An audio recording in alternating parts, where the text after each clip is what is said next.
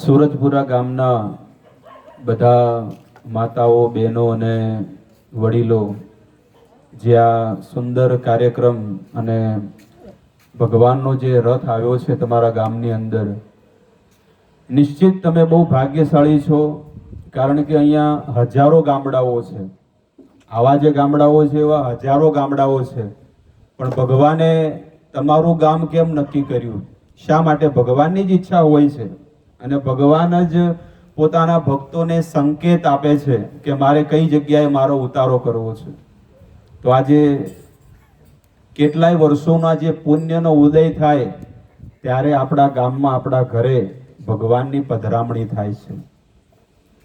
અને એ પધરામણી તો થાય, પણ એને ભક્તિને ટકાવી રાખવી પડે. તો હજી પણ ભગવાનની વધારે આપણા ગામ ઉપર, આપણા જેટલા પણ કુટુંબીઓ છે, સમાજ છે, અને જેટલા પણ આપણા વડીલો અને સદસ્યો છે, એમની ઉપર પણ ભગવાનની વિશેષ કૃપા વરસે છે. આજકાલ સમાજની અંદર એવું બધું ધારણા થઈ ગઈ છે કે લોકો સત્સંગને, સાધુને મહત્વતા નથી આપતા. અન્ય જેટલા પણ લોકો કહેતા હોય કે આ અમારો ધર્મ છે, આ અમારો ધર્મ છે, પણ એની લોકો ઠેકડી કોઈ ઉડાડે? કોઈ નથી ઉડાડતું. પેલા ટોપી પહેરતા હોય જાળીવાળી, તો એને કોઈ ઉડાવે છે મજાક? એના માણસો ઉડાવે છે કોઈ દાડો? ક્યારે નથી ઉડાડતો. એ ધોળા કપડાં પહેરે છે, નાના બાળકોને પણ પહેરાવે. જેમ આપણું વસ્ત્ર છે ને, આપણા વડવાઓનું, આપણા બાપ દાદાઓનું વસ્ત્ર કયું છે? ધોતી ને જબ્બો. અને આપણા બાળકો પણ પહેલા એ જ પહેરતા. તો કહેવાનો ભાવ શું છે કે આ ધર્મ દિવસે દિવસે શા માટે નબળો પડતો ગયો? કારણ કે કોઈ ક્રિશ્ચન હોય, ક્રિશ્ચન એટલે બાર દેશમાં જે માનતો હોય ને ક્રિશ્ચન, એને ગળામાં પેલું પહેરે છે, તાવીજ આવે, એવું કાળો દોરો આવે, અને એ ચર્ચમાં જતો હોય, પણ એના કોઈ જાતવાળા કોઈ એને ક્યારે એને ઠેકડી કે મજાક ઉડાવે નહીં. અને હિન્દુ સંસ્કૃતિનો એક ધર્મ છે કે એને વાળમાં પાછળ શિખા રાખે, ચોટલી શિખા રાખે, ભાલ ઉપર તિલક કરે. આ તિલક કરેલો છે, ચાંદલો. ગળામાં તુલસીની માળા પહેરે છે. આવી રીતે આ હિન્દુ સંસ્કૃતિનો આ ધર્મ કહેવામાં આવે છે કે નહીં? પણ જો કોઈ તિલક કરે કે ગળામાં તુલસી માળા પહેરે, તો એને લોકો શું કરતા હોય છે? આપણો જ સમાજ શું કરે છે?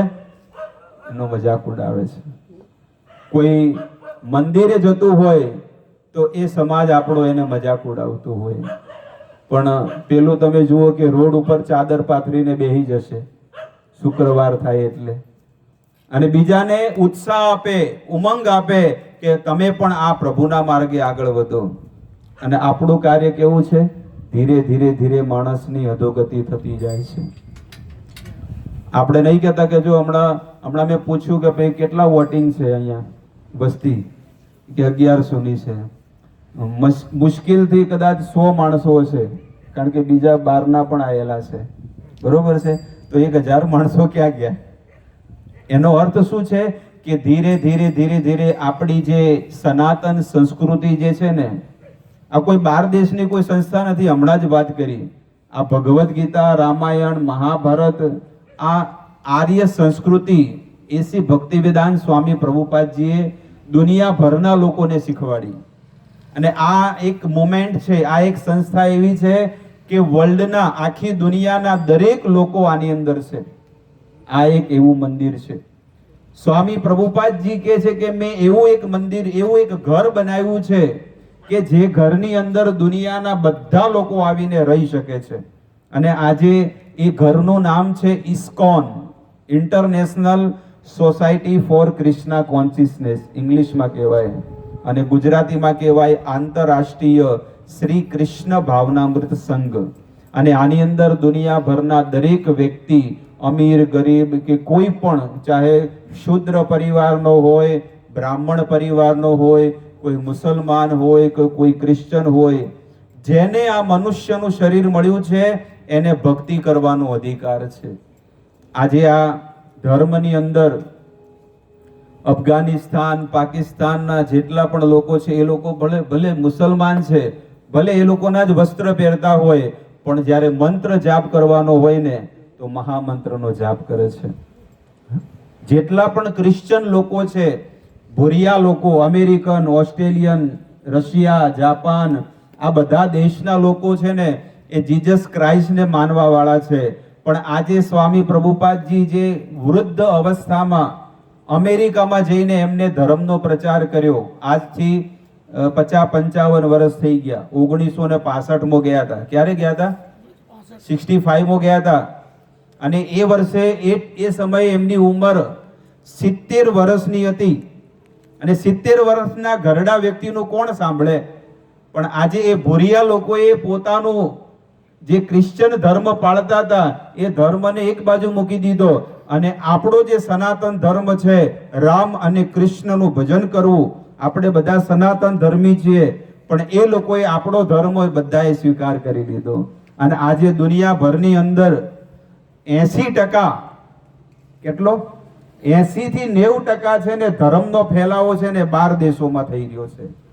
અને સનાતન સંસ્કૃતિનો જે વારસો કહેવાય કે મૂળ જે છે ને મૂળ ભારત છે, પણ આજે ધીરે ધીરે છે ને નષ્ટ થઈ રહ્યું છે. એના મૂળિયા બધા બળી રહ્યા છે. ઓરિજિનલ જે વસ્તુ શું છે ઘટી ગઈ બધી. આજે એ લોકો છે ને ભૂરિયા લોકો, 12 દેશના જે લોકો છે ને ભારતમાં આવે છે અને આવા આપણા ગુજરાતના ગામડાઓમાં આવીને આપણને કહે છે કે લો આ તમારું વસ્તુ અને અમે તમને આપવા આવ્યા છીએ. એટલે આપણે શું કે ખબર, અમાર તો છે. આપણને કોઈ એમ કે ને કે લો આ ભગવદ ગીતા અમાર તો છે, પણ એને વાંચન કરો. તમે હમણાં નો કીધું કે આ ભગવદ ગીતા છે. હવે આ ભગવદ ગીતા ગ્રંથ છે. તમે કોઈ બીના મેરેજમાં જતા હોય, કોઈ બીના પાર્ટીમાં જતા હોય, કોઈને સગાઈ હોય, કોઈને બર્થડે પાર્ટી હોય, ગમે તે કોઈ પણ સારું ફંક્શન હોય, તો તમે લોકો અત્યારના લોકો કેવું હોય કે પેલું ફૂલનું શું લઈ જાય, ઓકે, આખો મોટો લઈ જાય. ખબર છે એ કેટલાનો આવે? ખબર છે? 300 રૂપિયાનો આવે. એક લેવા જાઓ ને આપણે તમે અહીંયા તો 300 રૂપિયાનું આવે. અને એ વ્યક્તિ છે ને ખાલી ફોટો પડાવે કે ના પડાવે, ખાલી હાથમાં લઈને શું કરે, એક બાજુ મૂકી દે. પણ એ જ વસ્તુ જો આટલા બધા જે બુદ્ધિશાળીઓ બેઠા હોય અને એ વ્યક્તિ જો આ ભેટ આપે તો, આ વસ્તુને જો ભેટ આપે તો કેટલું સારું કહેવાય. અને એ લેશે ને તો એ ફોટો પડાવશે અને એ કહેશે કે મારે પાર્ટીમાં લગભગ 2000 માણસો લગ્નમાં આયા, પણ સૌથી સારી ભેટ આ વ્યક્તિ આપી કે મને ભગવદ ગીતા આપી. એટલા માટે આ બહુ સરસ વસ્તુ છે અને આ વસ્તુ તમારે દેવી જોઈએ. કોઈ બીના લગ્નમાં જાઓ, કોઈ બી જગ્યાએ જાઓ, મરણમાં કોઈ બી જગ્યાએ જાઓ, પણ આ વસ્તુ તમે આપશો ને તો કેટલું સારું. એના ઘરની અંદર ભગવદ ગીતા આવશે. ભગવદ ગીતા ભગવાનનું ગીત. શું છે? ગીતા એટલે ગીત છે અને ભગવદ એટલે ભગવાનનું ગીત છે. ભગવાન એની અંદર કઈક ગાયેલું છે. અમુક લોકો કે ભગવદ ગીતા મોય ઘરમાં ના લાવવા ને કે આપણા ઘરમાં મહાભારત થાય. આવું નથી, ભૂલી જાજો ભાઈ, આવું નથી. તમારા ઘરમાં મહાભારત થાતું હશે ને તો બંધ થઈ જશે. જો આ વસ્તુ તમે રાખશો ને તો મહાભારત થાતું હશે ને તો બંધ થઈ જશે. કારણ કે આની અંદર એવી એવી ઉપદેશો, એવી વાતો ભગવાને અર્જુનને કરી છે, પણ આપણે ક્યારે ખોલ્યું નથી. આને સીલ પેક મારેલું છે, પ્લાસ્ટિકનું છે, દેખાય છે ને. આપણે લઈએ ખરા પણ એ 10 વર્ષે એવું હોય, સીલ પેક જ હોય ને એમને મૂકી દીધું હોય. લીધી તો ખરી બાપજીભાઈ થી, જૂન મહિનામાં આયા હતા કે 15 તારીખે, પણ હજી એવી ને એવી જ છે. 10 વર્ષ પછી આયા હોય ને કે લ્યો આ બાપજી છે જ એ રીત છે. આવું છે. એટલા માટે કહું છું કે સૌથી સનાતન ધર્મી, તમને હું એક જ વસ્તુ કહું કે આપણે બધા હિન્દુ સંસ્કૃતિના છે, બરોબર છે. તમને અત્યારે કોઈ 12 દેશનો કોઈ વ્યક્તિ આવે અને તમને એમ કે ભાઈ તમે બધા ક્રિશ્ચન ધર્મ અપનાવી લો, કયો અપનાવશે? કોઈ અપનાવશે? એક માણસ એમ કે હું ક્રિશ્ચન બની જાઉં કે હું મુસલમાન બની જાઉં? મારી નાખો પણ નહીં બનીએ. પણ આજે તમે જુઓ કે એક સંત જ્યારે અમેરિકામાં ગયા અને લાખો માણસોને જે ક્રિશ્ચન હતા એ લોકોને હિન્દુ સંસ્કૃતિ બતાડી કે આપણે બધા સનાતન ધર્મીય છીએ, અને આપણા કરતા એ લોકો બધા કે છે કે 20 વર્ષે આગળ છે. આપણે તો હજી કાંઈ નથી, આપણા કરતા કેટલા બધા આગળ, પૈસે ટકે, પ્રોપર્ટીમાં, ગાડીઓમાં, બધી રીતે આગળ એ લોકો છે, અને બુદ્ધિમાં પણ, ટેકનોલોજીમાં પણ બધી રીતે આગળ છે. જો બધી રીતે એ લોકો આગળ હોય તો પછી આ વસ્તુ શું કામ લેતા હશે? એ બધું બુદ્ધિથી વિચાર કરે કે આ જ વસ્તુ રાઈટ છે, આ જ વસ્તુ સનાતન છે. એ ભૂરિયા લોકો, પાશ્ચાત્ય દેશના લોકો, એ ફોરેનર લોકો છે ને, કે એ લોકો છે ને એક વખત કોઈ વસ્તુને સ્વીકાર કરે નહીં, પણ એકવાર જો કોઈને સ્વીકાર કરે તો પછી એનો છેડો મૂકતા નથી. હવે એને પાર કરીને જ રહે. આવા એ લોકો છે. પણ આપણે તો લાગત બધું ચાલે, ગોગાય ચાલે, ફલોણું ચાલે, ફલું ચાલે, જે હોય ચાલે. આપણે ધંધો ચાલવો જો બરોબરનો, કોઈ નડતર ના. ભેંસ બરોબરની દૂધ દેવી પડે, જર્સી હોય કે ગમે તે હોય. હોજી 2 લીટર ગાઢવું જોઈએ, ના ગાઢે તો કે ભુવાન બોલાવો. હા, એટલે આપણા ભારતની અંદર આ બધો ભ્રમણા બહુ છે.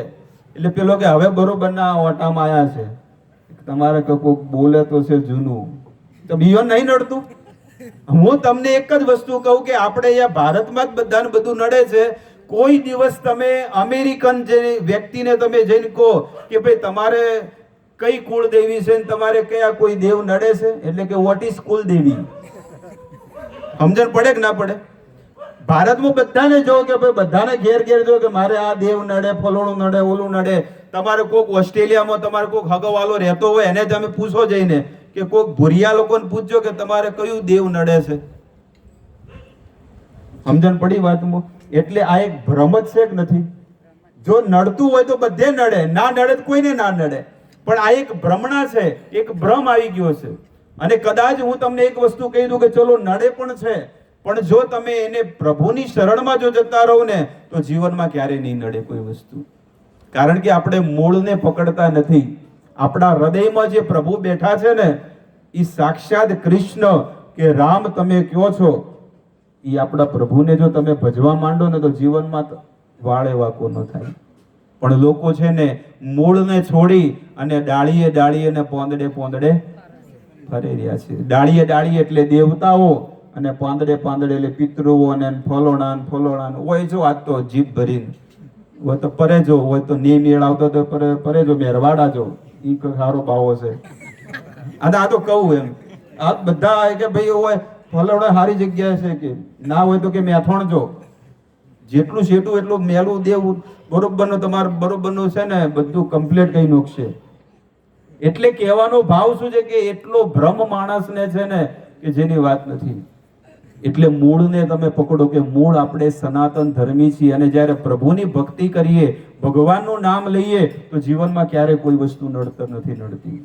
તમારી જેમ જ હું છું, મારે કુટુંબ છે, પરિવાર છે, દીકરો છે, પત્ની છે, હું એ ડાયમંડનું કામ કરતો, બધું છે.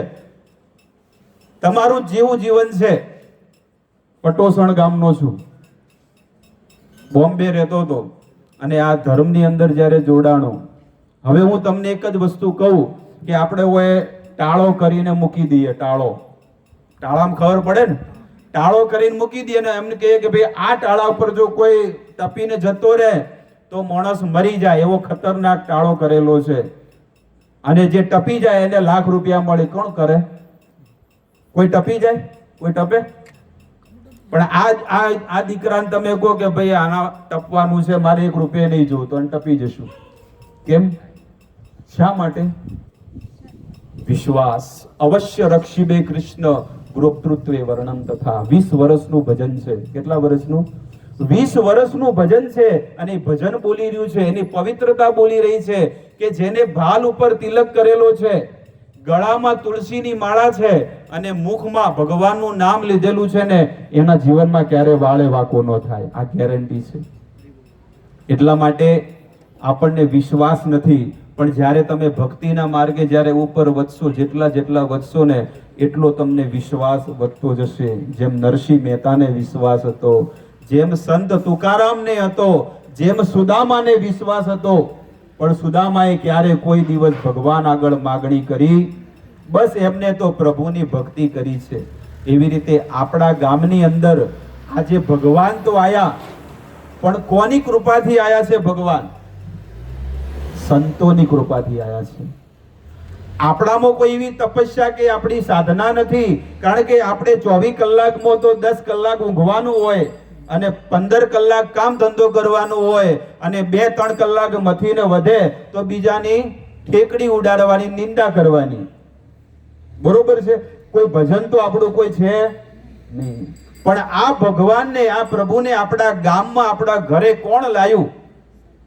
સાધુ સંતો લાયા, મહાત્માઓ લાયા કે ના, આવા લોકોને આપણે એમના ગામમાં જવું છે અને કૃપા કરવી છે. તો સૌથી પહેલા કહેવું જોઈએ કે સંતો આપણી માટે બહુ પૂજનીય છે કે જેણે આપણને ભગવાન લાયા આપણા ગામમાં, આપણને ભક્તિનો માર્ગ અપનાવ્યો. એટલે અહીંયા શાસ્ત્ર કહે છે, શુશ્રુષો શ્રદ્ધાનસ્ય વાસુદેવ કથા રુચિ યાન મહત સેવયા વિપ્રા પુણ્ય તીર્થ નિસેવનાત. શું કહે છે કે હે દ્વિજો, હે બ્રાહ્મણો, 88,000 ઋષિ મુનિઓને નૈમિષારણ્ય ક્ષેત્રમાં આ કથા ચાલી રહી છે, ભાગવત કથા. નૈમિષારણ્ય ક્યાં આવ્યું? યુપીમાં.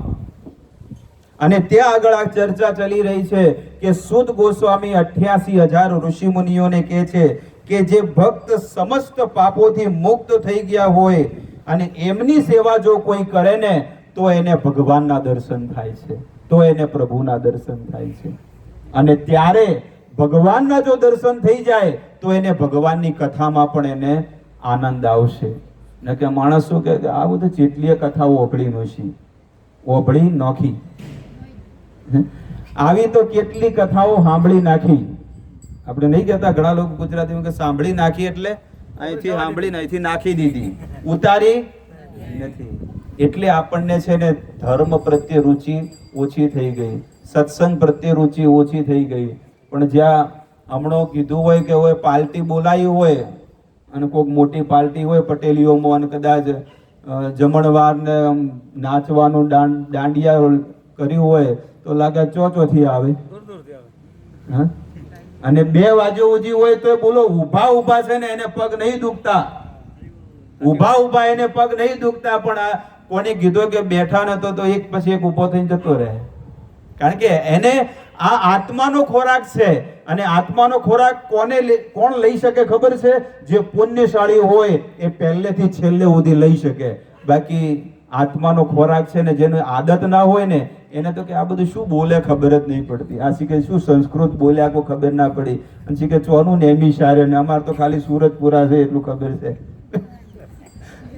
સુરા અમારું પિયોર ને હાહરું જેટલો ખબર છે, આટલું ખબર છે. હોય આટલા ગોમડાનું આવડી ચિયું ને નૈમિષારણ્ય ચોથી આવ્યું ને 88,000 ઋષિ મુનિઓ ચોના.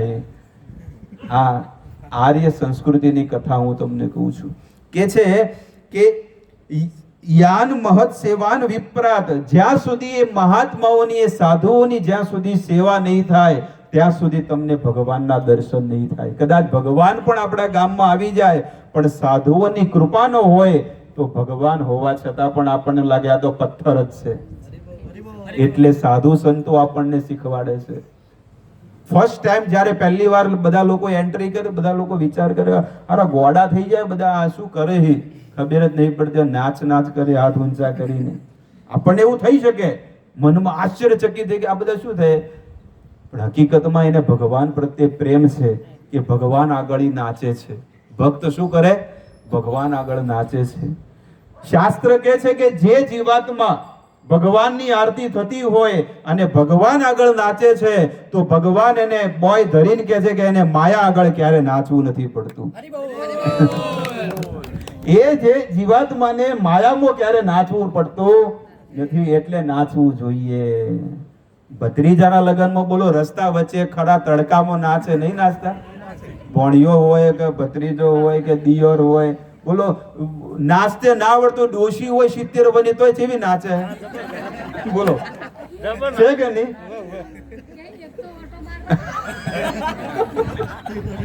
એટલા માટે તમને કહું છું કે ભાઈ ભગવાન આગળ નાચો તો આ માયામાં નહીં નાચવું પડે. હવારથી લઈને હવારમાં આપણે માયામાં નહીં નાસ્તા, તગારું લઈને જવું પડે ખેતરમાં, એ માયામાં નાચો કે નહીં નાચતા? હા, વાઢવું પડે, લણવું પડે. હાલ તો કેટલી બાજરીઓ વાઢવાનું લણવાનું ચાલુ જ છે. અને એ જ જીવાત્માને કોઈને કીધું હોય કે ભાઈ માળા કરો બેસીને, ભગવદ્ ગીતા વાંચો, સત્સંગમાં આખા દાડાના વાઢી વાઢીને થાચી રહ્યા, હવે તો સત્સંગમાં આવો એમ નથી. બોલો, એટલે કહેવાનું તાત્પર્ય એ છે કે આખો દિવસ તમે તમારી શરીરની એનર્જી છે ને તમે સંસારમાં વાપરી નાખો છો, એટલે ભગવાનમાં તમને 1 મિનિટનો પણ સમય નથી મળતો. ભક્તો, ભગવાને મારા જીવનમાં ભગવાને મને બહુ સંપત્તિ આપી દીધી.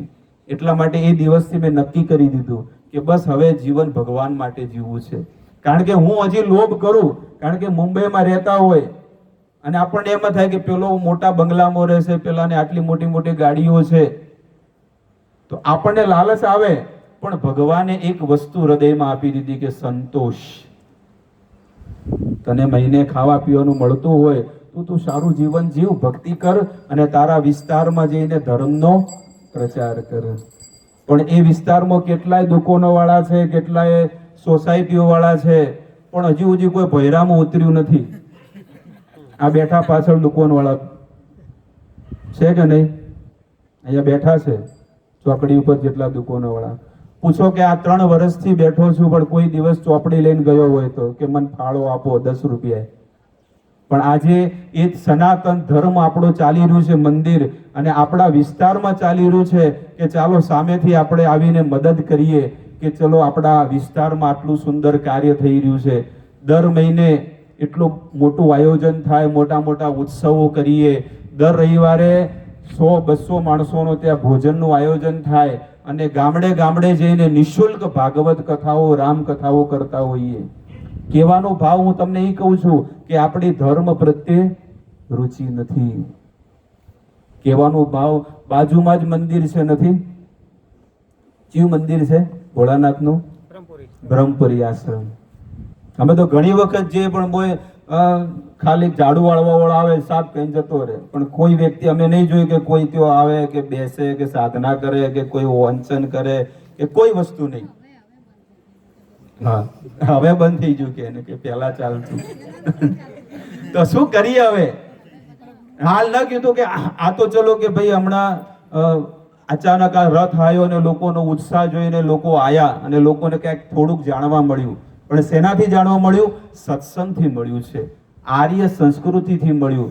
કે વિચાર કરવા જેવું છે કે જો 12 દેશના લોકો આ વસ્તુને સ્વીકાર કરીને એ લોકો આખું જીવન આપી દીધું, કામ ધંધો તો છોડ્યો, નોકરી ધંધો છોડ્યો, પોતાનું વતન છોડી દીધું, અને એ ભારતમાં આવીને આપણને શીખવાડે છે. એટલે આપણને એમ થાય કે હારું ઢોકણી પાણી લઈને ડૂબી મરો, એવું જ થાય ને. હારું એ લોકો આપણને શીખવાડે, આપણે એ લોકોને શીખવાડવાનું છે. કારણ કે આપણે આર્ય સંસ્કૃતિના શુદ્ધ વૈષ્ણવ ધર્મ પાળવા વાળા, પણ એ લોકો આપણને શીખવાડે છે. આપણને એમ થયું, હકીકતમાં મને જ એમ થયું કે મેં એવો વિચાર કર્યો કે ભગવાને જો મને સુંદર વાણી આપી છે, બધી પ્રકારની સુવિધાઓ આપી છે, અને પરિવારને કુટુંબને બધું જ છે, અને જો હું ભગવાનની વાણીનો પ્રચાર ન કરું, સનાતન ધર્મનો પ્રચાર ન કરું, તો મારાથી મોટો મૂર્ખો આ જગતમાં બીજો કોઈ નથી. બસ એ દિવસથી લગભગ મારે આ 15 વર્ષ થઈ ગયા, અને 2011માં મેં અહીંયા એન્ટ્રી કરી હતી ગુજરાતમાં. બોમ્બે છોડીને અહીંયા આવી ગયા. 2011માં રથ આવ્યો હતો અહીંયા. એટલે કહેવાનો ભાવ છે કે ગુરુનો આદેશ, અને ગુરુના આદેશથી અમે અહીંયા ચાલુ કર્યું. અને દુનિયાભરની અંદર બધી જગ્યાએ મોટી મોટી કથાઓ થાય છે, રામકથા, ભાગવત કથા, અને બધી જગ્યાએ થાય છે. અને આપણા પાલનપુરમાં પણ આપણે કરીએ છીએ, એવું નથી કે નથી કરતા, બધે ગામડે ગામડે કરીએ છીએ. અને આ 8-9 વર્ષોની તપસ્યા એટલી ફળી કે આજ સુધી કોઈ દિવસ કોઈની પાસે ગયા નથી ચોપડી લઈને કે તમે ફાળો આપો, પણ તો એટલું મોટું મંદિર ચાલે છે. અને બીજી ભગવાનની વિશેષ કૃપા કે જ્યારે 2011માં હું જ્યારે બોમ્બેથી અહીંયા આવ્યો, ત્યારે મેં કોઈ એવી આશા નહોતી રાખી કે આટલું મોટું કાર્ય ભગવાન મને નિમિત્ત બનાવીને આટલું મોટું કાર્ય કરાવડાવશે. કે આજે લગભગ સેજલપુરાની બાજુમાં સેમોદરા ગામ છે, એ હાઈવે ટચ જગ્યા લગભગ 4 વીઘા જગ્યા એક જ વ્યક્તિ આપી દીધી કે લો આમાં તમે ભગવાનનું મંદિર બનાવો. એટલી સુંદર ઠાકોરજીની જગ્યા. અને કોઈ લેવા પટેલ કે કોઈ કડવા પટેલ કે કોઈ કુંભાર કે કોઈ નહીં, ચૌધરી પટેલ છે. ચૌધરી પટેલે આખી એક કહેવામાં કે 1 કરોડ રૂપિયાની જગ્યા છે, એણે આપી જગ્યા. અને બીજો પણ એક ચૌધરી પટેલ જ છે સાગરો સણાના, અને ઈ કહે છે કે હું તમને મંદિર બનાવીને આપીશ. એટલે લગભગ આ વસ્તુ જે છે ને 5-6 કરોડનો પ્રોજેક્ટ છે આખો. કહેવાનો ભાવ છે કે એ દિવસે અમે વિચાર કર્યો હતો કે 1-1 લાખ રૂપિયા પણ જો કે એક ગામમાંથી કોઈ ફેમિલી આપે, હારું 5 કરોડનું મંદિર બનાવવું હોય તો પછી કેટલા માણસોને ભેગા કરવા પડે. પણ વિચાર કરવા જેવો છે કે અમારા ગુરુદેવે કીધું કે ક્યારે કોઈ દિવસ કોઈની પાસે જવું, ભગવાનની ઈચ્છા હશે ને તો ઓટોમેટિક સામેથી તમને આવશે અને તપસ્યાનું ફળ પાકશે. તો આજે વર્ષોની જે મહેનત છે, વર્ષોનું જે તપ છે, એ તપનું ફળ આજે મળી ગયું છે કે આજે એટલું સુંદર ત્યાં જગ્યા મળી છે. લગભગ આવતા મહિનાથી ત્યાં મંદિરનું કામકાજ ચાલુ થઈ જશે, પાયા પૂરવાનું બધું છે બી. તો કહેવાનો ભાવ છે કે હું તો મરવાનું તો છે બધાને, પણ આપણે મરશું, બધા મળીએ, હું પણ મરીશ, તમે પણ મરશું, પણ હું જ્યારે મરીશ તો બનાસકાંઠામાં કંઈક સારું કાર્ય કરીને જઈશ. મારે તો લઈને જવાનું, પણ આ વિસ્તારના લોકોને કંઈક સારી વસ્તુ મળશે કે આ વિસ્તારમાં કોઈ જગ્યાએ રાધા કૃષ્ણનું મંદિર નથી, કોઈ જગ્યાએ સનાતન ધર્મ કે જે મંદિરમાં આવે અને દર રવિવારે હજારો માણસો આવે, ભગવાનનો પ્રસાદ લઈ જાય, ભગવાનની કથા સાંભળે અને ભગવાનના દર્શન કરીને જાય. આ ઇસ્કોન સંસ્થા આના માટે બનાવી છે. તમે જો કોઈ બી જગ્યાએ તમે બહાર ફરવા ગયા હોય, તમે ઇસ્કોન મંદિરોમાં જાઓ, કેટલું બધું લાઈન લાગતી હોય છે, ઢગલાબંધ લોકો સત્સંગમાં બેઠા હોય છે. કેમ? કારણ કે સ્વામી પ્રભુપાદજી એવો નિયમ બનાવ્યો છે કે કીર્તનમાં બધાને બોલાવો, સત્સંગમાં બોલાવો, ભગવાનની આરતી દર્શન કરે, પણ કોઈ ભૂખ્યું જાય, બધા લોકો ભગવાનનો પ્રસાદ લઈને જ જાય. તો એવી પ્રવૃત્તિ અહીંયા પણ છે. દર રવિવારે આવો કાર્યક્રમ થાય છે, ભજન કીર્તન સત્સંગ, અને 11 વાગે ચાલુ થાય દર રવિવારે બપોરે. ધનિયાણા ચોકડી જ્યોતિબા આર્કેડ ભોયરામાં રમપુરાના ગુગસિયા પરિવાર છે, એમનું જ છે શોપિંગ, એમના ભોયરામાં આપણું મંદિર છે. તો એકવાર તમે આવો અને તમારા જીવનને ધન્ય કરો. ત્યાં જગતના નાથ જગન્નાથ ભગવાન વિરાજમાન છે. અને જે લોકોને અહીંયા બેઠા છે, હું જોઉં ઓળખું છું કે જે લોકો ચોકડી પર, જે લોકોને દુકાનો છે, એ લોકોને પણ નિવેદન છે કે એકવાર તો તમે ભગવાનના દર્શન કરવા આવો, ઠાકોરજીના દર્શન. જ્યારે ભગવાનના દર્શન કરે તો ભગવાન આપણી સામે જોવે છે, દ્રષ્ટિ કરે છે, અને આપણા જીવનની દરિદ્રતા, આપણા જીવનનો જે પણ દુઃખ છે એ ભગવાન લઈ લેતા હોય છે. એટલે ભગવાનના મંદિરે આવવું જોઈએ. અન્ય ધર્મોને તમે જુઓ કે લોકો કેટલી મદદ કરે. કોઈ ગામમાં કોઈ મસ્જિદ ના બનતી હોય તો લોકો પોતાનો ધંધાના પૈસા આપીને લોકો કહે છે કે બનાવો મસ્જિદ. નહીં કરતા? કોઈ નાનું ગામ હોય ને 2 ફેમિલી હોય તો કે નાની નાની બનાવી નાખો, પછી જોયું જાય. કહેવાનો ભાવ એ છે કે એમાં એકતા છે. અને હિન્દુ સંસ્કૃતિમાં શું થઈ ગયું છે, હવે ધીરે ધીરે તડ પડી ગયા છે. તો આપણા બનાસકાંઠા વિસ્તારમાં બહુ મોટું કાર્ય જવા થઈ રહ્યું છે, અને ભવિષ્યમાં આવનારા 2-3 વર્ષોમાં આ કાર્ય સંપન્ન થશે. અને એ મંદિરની અંદર બધી સુવિધાઓ, રહેવાની સુવિધાઓ, કોઈ વ્યક્તિ કે અમારે રહેવું છે એને પણ રહેવાના માટે ત્યાં રૂમો પણ બનાવવાના, અને ત્યાં રહીને ભજન કરે, બસ આનંદ લે. તો અહીંયા મેં તમને એક વાત કરી કે સાધુ સંતોની કૃપાથી જ આપણા ગામની અંદર આટલું સુંદર કાર્ય આ થઈ રહ્યું છે કે ભગવાન આવ્યા, ભગવાનનો રથ આવ્યો, આટલા ગાયો બળદો બધા આવ્યા, અને આર્ય સંસ્કૃતિ, ધર્મ, આરતી, મહાપ્રસાદ, આ બધી વસ્તુનો આપણને લાભ મળ્યો. પણ કેવી રીતે મળ્યો? સાધુ સંતોની કૃપાથી. જો એની સેવા કરી હોય ને તો હજી ભગવાન આપણી પર પ્રસન્ન થાય છે. આનું પ્રમાણ હું તમને આપું છું. આપણા વેદની અંદર લખેલું છે કે જ્યારે ભગવાન દ્વારકા નગરીમાં જ્યારે રહેતા, દ્વારકા નગરીની કથા હું તમને કહું કે ભગવાન દ્વારકામાં રહેતા ત્યાં દુર્વાસા ઋષિ મુનિ આવેલા, અને દુર્વાસા ઋષિ મુનિ આવ્યા તો દુર્વાસા ઋષિ મુનિ એ દ્વારકાના બોર્ડર ઉપર ઊભા છે, અને ત્યાંના સૈનિકો જઈને ભગવાન દ્વારકાધીશને કીધું કે દુર્વાસા ઋષિ મુનિ આવ્યા છે. દ્વારકાધીશ કે તો ઠીક છે, લઈ આવો એમને, હામાયું કાઢીને વાજતે ગાજતે લેતા આવો. આપણા દ્વારકામાં સંત પધાર્યા તો એને લેતા આવો. તો દુર્વાસા ઋષિ મુનિ કહે છે કે હું આવીશ, એક શરત પર આવીશ. દ્વારકાધીશને કહેજો કે શું શરત છે? ઈ કે દ્વારકાધીશ અને રૂકમણી એમની જે પત્ની છે ને, એ 2 જણા અહીંયા આવે. એ રથ તો મોકલાયો હોનાનો, પણ કે એ જે એની અંદર જે 4 ઘોડા લાગ્યા છે ને, એ ઘોડાને કાઢી નાખો અને તમે 2 જણા શું કરો? એ રથનો જોડાઈ જાઓ, તો હું તમારી દ્વારકા નગરીમાં તમારા મહેલમાં પધારું.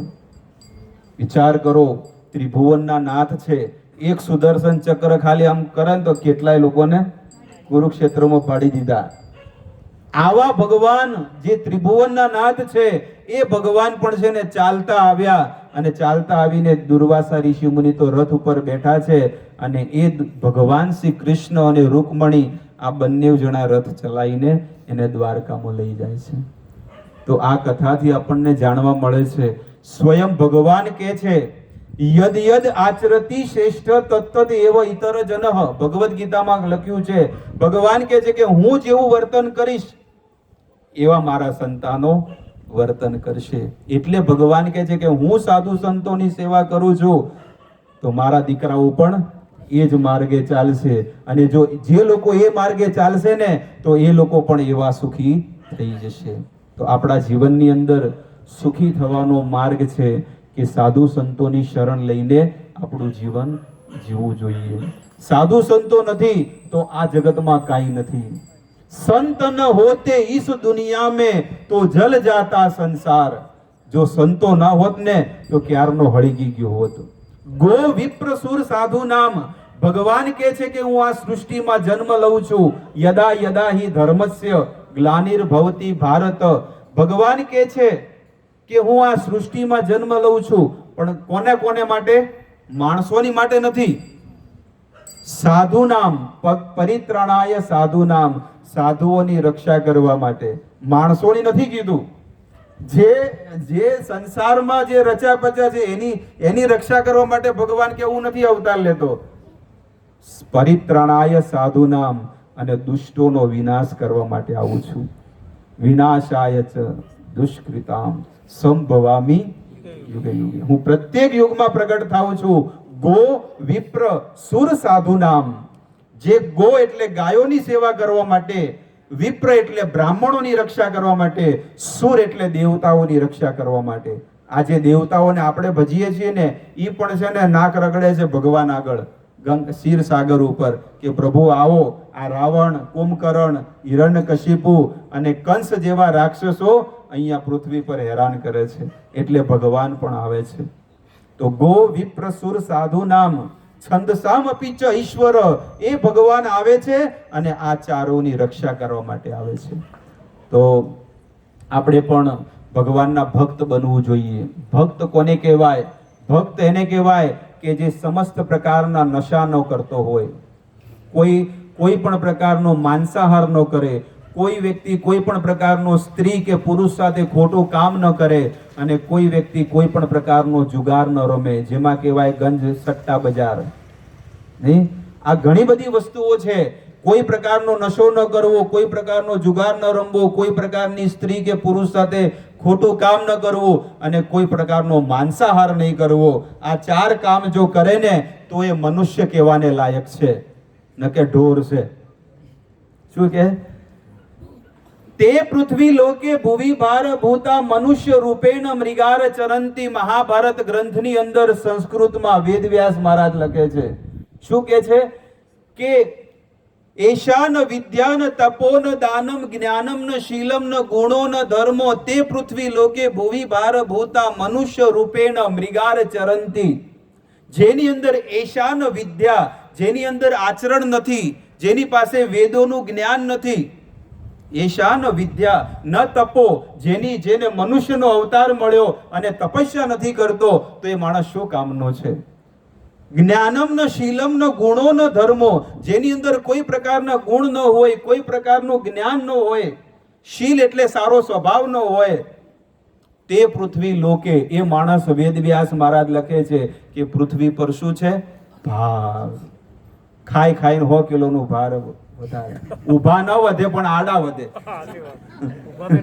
ઊભા વધે તો કોઈ વધો નહીં. ખાઈ ખાઈને આપણે દેશી ભાષામાં કે વકરે ખાઈ ખાઈને આડા વધે અને બોલો રિક્ષામાં ના આવે. અને જો અલ્ટો લીધી હોય તો ચીડીને પૈડીઓ દબાઈ જાય.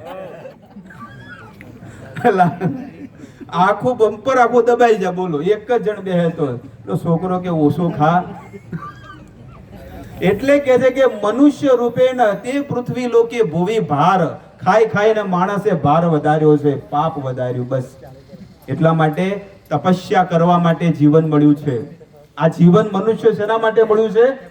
તપો દિવ્યમ પુત્ર કાયેન સત્વમ. આ દિવ્ય તપસ્યા કરવા માટે મળ્યું છે. દિવ્ય તપસ્યા કરવા માટે મળ્યું છે. એટલા માટે તપસ્યા કરવી. અને માણસની તપસ્યા શું છે કે સવારમાં વહેલા આટલા વાગે ઉઠવું જોઈએ. આટલા વાગે મનુષ્ય ઉઠવું છે. અમારા રોમભાઈ રોજ મળે ચોકડી પર છે ને, ચોકડી પર દુકાન વાળા સાયકલ રોજ ચલાવે સવારમાં. કોણ છે? હા હા હા મેળા.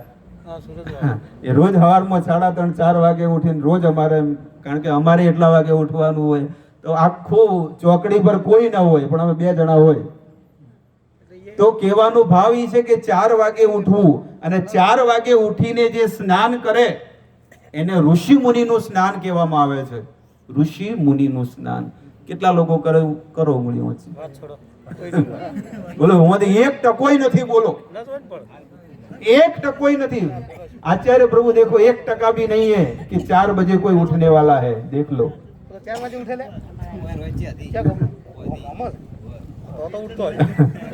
देखिए આ સાંભળો. 4 વાગ્યાથી લઈને 3 વાગ્યાથી લઈને 5 વાગ્યા સુધીનું જે સ્નાન કરે છે ને એને ઋષિ મુનિનું સ્નાન કહેવામાં આવે છે. અને 5 વાગ્યાથી 6 વાગ્યા સુધી જે સ્નાન કરતો હોય ને 5 થી 6 ના ગાળામાં એને દેવ સ્નાન, દેવતાઓ જે સ્નાન કરે ને એને દેવ સ્નાન કહેવામાં આવે. કેટલા કરે છે? 5 થી 6 ના ગાળામાં કેટલા કરે સ્નાન? બસ 1 કે 2 3 બસ. અને 6 વાગ્યા પછી સૂરજ ઉગે. આ સૂરજ ઉગે ને પછી જે સ્નાન કરે એને આસુરી સ્નાન કહેવામાં આવે. હવે તમારા ગામમાં જો આ રથ ના આવ્યો હોત અને તમારા ગામમાં સાધુ સંતો ન આવ્યા હોત તો તમને આવું જ્ઞાન તમને જે 1 કલાકથી મળ્યું, કરોડો રૂપિયાની તમે મુદ્રાઓ આપી દો ને તમને આવું જ્ઞાન કોઈ ન આપે. ખાલી અહાડવા વાળા આવે, ડિસ્કો કરાવવા વાળા આવે અને 7 દાડા કથા કરીને જતા રહે. ઘણા નહીં કરતા, પણ એવી કથા અમે ક્યારે જીવનમાં નથી કરી. 10 વર્ષથી અહીંયા મંદિરો ચલાવીએ છીએ. પહેલા બનાસ હોટલ પાછળ હતું, ધીરે ધીરે પછી અહીંયા લાવ્યું. પહેલા પોતાના મકાનમાં જ હતું. મારે ખુદનું જે મકાન છે બેચરપુરામાં ત્યાં ચાલુ કર્યું 2011માં. પછી વળી કોઈક વાણીઓ મળ્યો એટલે બનાસ હોટલ પાછળ ગિરધર પટેલ માર્ગ ત્યાં આગળ મંદિર 4 વર્ષ ચલાવ્યું. બનાસ હોટલની પાછળ પઢિયાર ભુવન ગલી.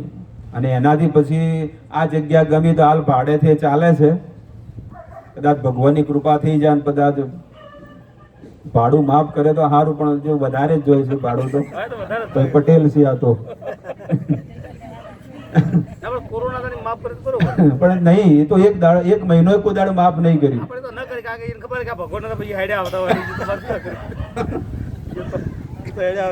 કોઈ વાંધો નહીં. આપણે તો કહેવાનો ભાવ છે કે ભગવાનનું જ્યાં 24 કલાક તપસ્યા થતી હોય, સાધના થતી હોય, કેટલું મારી જગ્યા કેટલી પવિત્ર થાય આપણને એમ થાય.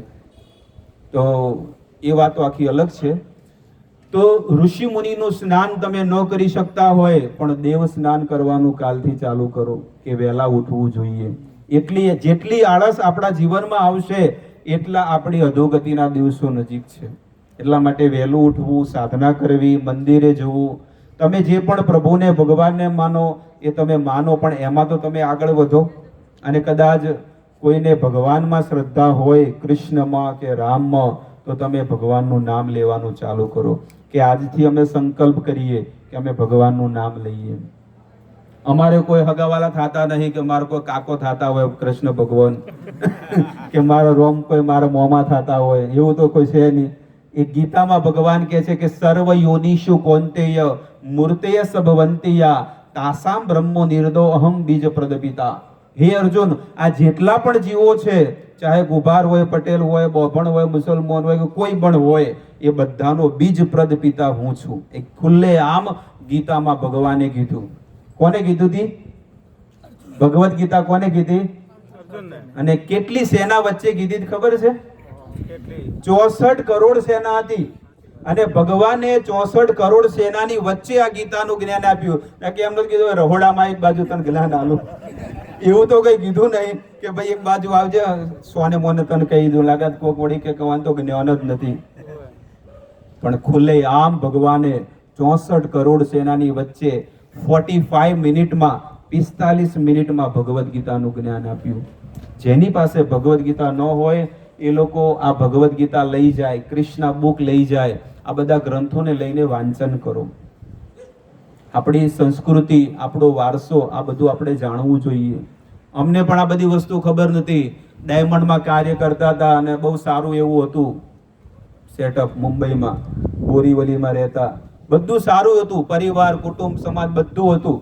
પણ આજે જ્યારે આ વસ્તુને, ગ્રંથોને વાંચવાનું ચાલુ કર્યું, મંદિરે ગયા, ભક્તોના સંગમાં રહ્યા, ત્યારે ધીરે ધીરે ખબર પડ્યું કે આરું ચો બનાસકાંઠા અને ચો આ બધું સનાતન ધર્મ હોય તો આવું કોઈ છે જ નહીં. પહેલી વાર જ્યારે હું પટોળમાં જો અને આ તિલક કર્યું તો 4-5 ફાળિયા વાળા આયા કે આરું શું થયું, ભમરી કઈ શું કે લેપચમ કર્યો આટલું બધું. એટલે કહેવાનું આપણને એમ થાય કે આ આપણી આર્ય સંસ્કૃતિ છે, પણ કોઈને ખબર નહીં. હાલે હું એમ જોઉં કે હાલે ઘણી વખત એમ જોઉં, કારણ કે મારા સાસરામાં પણ જોઉં તો, કારણ કે હું વધારે જતો નથી, કોઈ દિવસ નહીં, 3, 4, 5 વર્ષે જાઉં, ક્યારેય નહીં, બહુ ઓછું જવાનું. તો ઘણા લોકો ઓળખે ને કે આ જમાઈ કોના છે એમ. તો જ્યારે પહેલી વાર આવા કપડાં પહેરીને છે કે આ ભૂદેવ ચોથી આયા. એટલે કહેવાનો ભાવ છે કે આ બધી વસ્તુ લોકોને ખબર જ નથી કે ધોતી કુર્તા શું છે, ગળામાં કંઠી માળા શું છે, ભાલ ઉપર તિલક શું છે, લોકોને ખબર જ નહીં પડતી. આ ગળામાં તુલસી માળા પહેરવાનો અર્થ શું છે ખબર છે? તમારે આ રોડ ઉપર ગામમાં કૂતરા રખડતા હોય અને કોઈકને ઘરમાં કૂતરો હોય, એમાં ફરક છે કે નથી? ઘરમાં જે કૂતરું હોય ને એને ગળામાં શું હોય? પટ્ટો બાંધેલો હોય ને. એટલે બાળારોમથી પકડવા વાળા આવતા હોય ને કદાચ ગાડીઓ લઈને, તો રોડ ઉપર રખડતા હોય બધાને લઈ જાય, પણ જો રોડ ઉપર રખડતું ગળામાં પટ્ટો હોય ને તો એને પકડતા નથી. પકડતા કે ભાઈ ઓનો કોઈક માલિક તો હશે, એટલે ગળામાં પટ્ટો છે એટલે ઓને કે લઈ જાઓ ને કે વળી પાછો કેસ કરશે, એટલે એને પકડે. એટલે ભગવાન પણ જોવે કે આ સૃષ્ટિમાં જેટલા પણ ગળામાં પટ્ટો પહેર્યો છે, આ તુલસીની માળા શું છે ને, આપણા સંતો, ગુજરાતના સંતો કહે છે કે હું તો તુલસીની માળા પહેરું મોરી માં. એટલે આ તુલસીની માળા છે ને એ ગળામાં એક પટ્ટો છે, અને યમરાજજીના દૂત આવે, જમડા આવે એટલે જોવે કે આના ગળામાં પટ્ટો છે, ભાલ ઉપર તિલક છે, એટલે આ ભગવાનનો થઈ ગયો છે. આને નથી એટલે લઈ લો કે છે. ખબર પડી વાતમાં? એટલે કે જેને પટ્ટો ના હોય ગળામાં તો કે નોખજો, ગાડીમાં નોખજો, હેડજો. એ વસ્તુ છે. અત્યારે માણસો મોતથી કેટલા લોકો ડરે છે? मौत डरती है रूह यारो, जी भी कांपता है, मरने का नाम मत लो, मरना बुरी बला है. મરવાની વાત આવે ને કોકને એમ કીધું કે હવાર તમે મરવાના છો, તો શું કરે? હાય બાપ, હવાર તો જો અત્યારે જ મરી જાય. અટક આવે રૂ બોલો, રાતે ઊંઘમાં ચિંતા આવી જાય. હા, યમરાજજીના દૂત છે ને એ લેવા હમણાં 1.5 મહિના પહેલા લેવા આયા હતા બધાને. કેટલાય લોકો લઈને ગયા. એટલે એને એક સાધુએ પૂછ્યું કે ભાઈ ક્યાં જાઓ છો? એ કે અમે બધાને લેવા જઈએ છે. કે કેટલા? એ કે અમને 5000 નો ટાર્ગેટ આપ્યો છે. 5000 નો ટાર્ગેટ આપ્યો છે. પછી વળતે 2 દાડા ચડી વળતે આયા એટલે કે આ કેટલા લઈ જાઓ છો? કે 50000. કે તમારો ટાર્ગેટ તો 5000 નો હતો ને 50 થી આયા. ઈ કે 45 તો એમને મરી ગયા. અમે અડ્યા જ નથી. એ તો બીજાને જોઈને કે મને કોરોના થઈ જાય, હું મરી જવાનો છું હોસ્પિટલમાં. એટલે 45 તો એમનેમ જ મળી જાય. 45,000 એટલે શું કરી, જબરદસ્તી લઈ જવા પડ્યા. એટલે માણસ છે ને, આ માણસની દશા છે. ડગલે ને પગલે માથા ઉપર છે ને કાળ લઈને ફરી રહ્યો છે. અમે તો બોમ્બેની સિટીમાં રહેલા છીએ, મારો જન્મ જ બોમ્બેનો છે. એટલે તમને કહું છું કે રોજના અમે ટ્રેનમાં કપાતે જોયેલા છે. 25,000 વોલ્ટનો એ જે વાયરના ઝટકા ઉપર હોય, 25,000 વોલ્ટ. આપણા ઘરની અંદર માત્ર 400 વોલ્ટ છે, 420. અને એ જે ટ્રેનની ઉપર જે વાયર જે છે ને, એ કોક અડી જાય ને તો મીણબત્તીની જેમ આખો કાળો મેસ થઈ જાય અને પછી ફેંકી દે નીચે. આમ કાળું મેસ થઈ જાય. એવા માણસોને અમે જોયેલા છે કે માણસ ખાલી 200-500 રૂપિયા કમાવા માટે બોમ્બે સેન્ટ્રલ કમાવા જાય. ટ્રેનમાં નીચે જગ્યા ના હોય તો ઉપર ટ્રેન પર ચડીને જાય. બોલો. અને એવી ફૂલ ભરેલી ટ્રેનમાં કોઈ ગધેડાને કીધું કે કમાવા જાઓ તો બોલે એ નહીં જાય. પણ આજનો માણસ છે ને લટકીને જાય. બોલો. કોકને એમ કહો કે ભાઈ 200 રૂપિયા કમાવા મળશે, કૂતરાને ગધેડાને કહો કે હેડો કમાવા બોમ્બે સેન્ટ્રલ, તો કૂતરા ગધેડા કે અમને તો રોજ મળ્યું જાય છે, કોઈ હોતો નહીં, ખાવાનું મળે જાય. પણ આજનો માણસ છે ને ટ્રેન ઉપર ફૂટઓવર પર ચડીને માણસ જાય, ભલે રિક્સ લઈને જાય અને કેટલાય લોકો મરી જાય. રીતસર આપણે અમે નરી આંખે જોયું અને પડ્યો સીધો, કેટલાય કપાઈ જાય. હું જ્યારે નાનો હતો ભણવામાં, લગભગ હું 12-13 વર્ષનો હતો. આ તમને સત્ય ઘટના કહું. ટ્રેનમાં લોકલ ટ્રેન આવે, જેમ આપણે મેમો આવે, એ લોકલ ટ્રેનની અંદર કેટલી બધી લેડીઝ, આખો લેડીઝ ડબ્બો જ હતો, આખી ટ્રેન જ લેડીઝોની. અને એ ટ્રેનની અંદર હાવો થઈ ગયો, થોડો ઘણો ભણકારા પેલા થયા હોય, શું કહેવાય, તાર, 2 તાર, હા તણખારા, એવું થયું કે એટલે બધી કે આ ટ્રેન હળગી જાય તો બધી લેડીઝો બધી ઉતરી અને સામેથી ટ્રેન આવતી હતી. લગભગ 300 બાયો મરી. એ હું 13 વર્ષનો હતો. એ હજી મેં રીતસર બધી ઘટના મારા હામી સાથે જોઈ રેલવેમાં, પાટોમાં. તો માણસ છે ને, એને અમારા ટીચર હતા, મારા સ્કૂલના ટીચર અંદર બેઠા હતા. એમની એ કહે છે કે હું તો કે ટ્રેનમાં બેઠી કે મરવાનું તો હોય, મરવાનું છે ને. એટલે લોકો મોતથી બચવા માટે બહાર ગયા. જો એમાં કોઈ નતું થવાનું હતું, પણ એ બેઠા રહ્યા તો એકે ના મરત, પણ બહાર ગયા એટલે બધા મરી ગયા. તો કહેવાનો ભાવ છે કે આ જન્મ મૃત્યુના ચક્કરમાંથી નીકળવું હોય તો એક જ રસ્તો છે, પ્રભુનું નામ સ્મરણ કરો, ભગવાનનું નામ ચિંતન કરો અને સાધુ સંતોની શરણ લો. હરે કૃષ્ણ કૃષ્ણ કૃષ્ણ હરે હરે, હરે રામ રામ રામ.